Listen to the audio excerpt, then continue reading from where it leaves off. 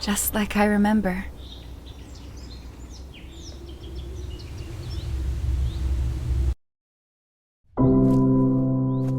What are memories, anyway? Sometimes I feel like I made them all up. Imagination can be hard to contain. And time doesn't help.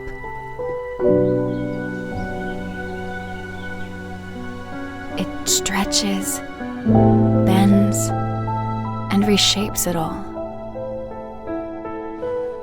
making mountains of hills or puddles of oceans. But how was it, really?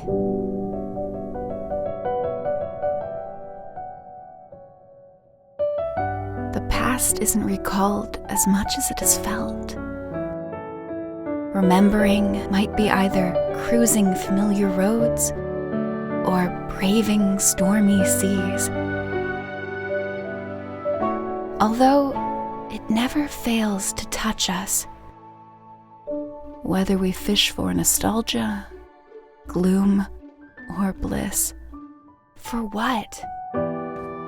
The past is just previous present, and the future, upcoming now. So, how does now feel?